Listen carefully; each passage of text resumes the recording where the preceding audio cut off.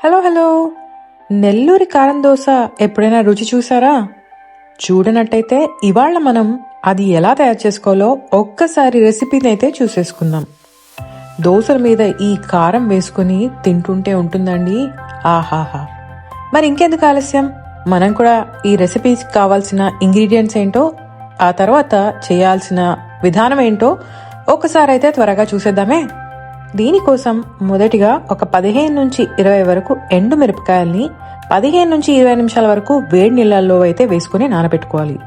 దాంతోపాటు మనకు ఒక 3 పెద్ద ఉల్లిపాయలు, ఒక టొమాటో, మీకు టొమాటో రుచి నచ్చినట్టయితే ఇంకోటైనా యాడ్ చేసుకోవచ్చు, ఒక పెద్ద నిమ్మకాయ సైజ్ అంతా చింతపండు, ఆ తర్వాత ఒక 4 టీ స్పూన్ల ఉప్పు, మీకు ఎక్కువ తక్కువ కావాలంటే అడ్జస్ట్ అయితే చేసుకోవచ్చు. అలాగే 3 టీ స్పూన్ల జీరా, 10 నుంచి 12 గార్లిక్, అదే వెల్లుల్లి. ఆ తర్వాత ఇప్పుడు మనం వీటన్నిటిని ఒక బ్లెండర్ తీసుకొని అందులో అయితే వేసేసుకుంటాము. ఇదిగోని నేను బ్లెండర్ తీసుకొని అందులో ముందుగా నానబెట్టుకున్న ఎండు మిరపకాయలు, ఆ తర్వాత ఉల్లిపాయలు, టొమాటో, వెల్లుల్లి, చింతపండు, ఉప్పు, జీలకర్ర అన్నీ అయితే వేసుకుని ఒక్కసారిలా రుబ్బుకుంటున్నాను. ఇది బాగా మెత్తటి పేస్ట్ అయ్యేంత వరకు అయితే నెమ్మదిగా రుద్దుకోవాలండి. ఇందులో నీళ్లు వేసే పని అయితే లేదు, ఆ టొమాటోల నీళ్ళు వల్ల బాగా నెమ్మదిగా మెత్తగా అయితే అయిపోతుంది. ఇంకో పక్క మనం ఒక బాండి పెట్టుకుని అందులో ఒక 3-3.5 టీ స్పూన్ల నూనెను వేసుకుని, నూనె కాస్త వేడెక్కిన తర్వాత అందులో ఆవాలు, చిటికెడు పసుపు, ఆ తర్వాత 1 టీ స్పూన్ జీలకర్ర వేసుకుని, ఆ తర్వాత వెంటనే మనం ఆల్రెడీ నూరి పెట్టుకున్న ఎండుమిరపకాయలు, ఉల్లిపాయలు, టొమాటో మిశ్రమాన్ని అయితే వేసేసుకుంటాను. ఒక్కసారి దాన్నంతా బాగా నూనె పట్టేలాగా అయితే కలుపుకోవాలి. ఇలా కలుపుకున్న తర్వాత దీని మీద నుంచి కాస్త ఉప్పు వేసుకోవాలండి, రుచికి తగినంత. గ్రైండింగ్లో కాస్త వేసాను, మిగతాది ఇప్పుడు ఇక్కడ వేసుకుంటున్నాను. ఉప్పు బాగా వేసేసుకుని ఒక్కసారి దీన్నంతా కలుపుకొని ఒక 15 నుంచి 20 నిమిషాల పాటు అయితే దీన్ని కుక్ అవ్వనివ్వాలి. పచ్చి వాసన అంతా పోవాలండి. ఉల్లిపాయలు, టొమాటోలు, ఎండుమిరపకాయలు అన్నీ ఉన్నాయి కదా, ఆ పచ్చి వాసన పోవటం కోసం అనమాట. ఇప్పుడు దీని మీద మూత పెట్టుకుని ఒక 15 నిమిషాలు కుక్ చేసుకున్న తర్వాత అయితే నూనె అంతా ఇదిగోండి ఇలా పక్కలకి తేలుతుంది. నూనె తేలిందంటే ఇక ఇది బాగా కుక్ అయిపోయినట్టే అండి.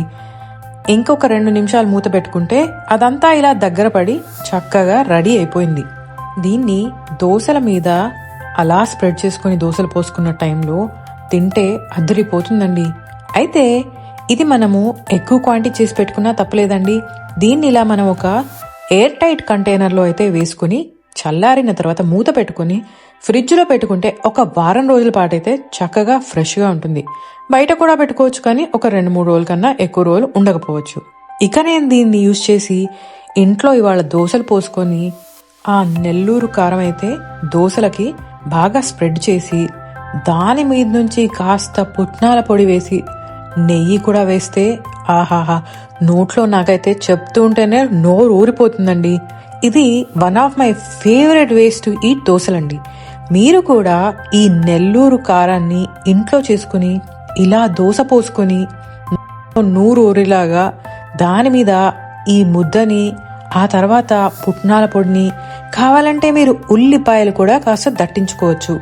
ఇవన్నీ వేసుకొని ఆఖర్లో కాస్త నెయ్యి పోసుకుని దోశని దూరగా కాలనించి తీసుకొని మీ ఇష్టమైన చట్నీతో, చట్నీ లేకపోయినా అద్భుతంగానే ఉంటుందండి.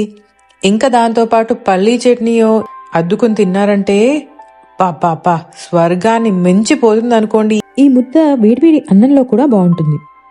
చూశారు కదా, ఇక్కడ నేనైతే మీకు చెప్పినవన్నీ వేసుకొని ఆఖరిలో అలా నెయ్యి అద్దుకొని దోశ అయితే తయారు చేసుకున్నాను.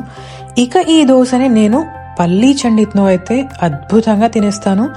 ఈ దోశ మరియు పల్లీ చట్నీ రెసిపీ కోసం మీరు మరెక్కడికో వెళ్ళక్కర్లేదండి. మన ఛానల్లోనే దీని రెసిపీ కూడా పెట్టాను, దాని లింక్ కూడా పెట్టేస్తాను. మరిన్ని ఇలాంటి ఇంట్రెస్టింగ్ రెసిపీస్తో మీ ముందుకైతే మళ్ళీ వచ్చేస్తాం. అంతవరకు లైక్ చేయడం, షేర్ చేయడం, సబ్స్క్రైబ్ చేయడం అయితే మర్చిపోకండి. మరి మా వీడియోస్ అయితే చూసేయాలి కదా.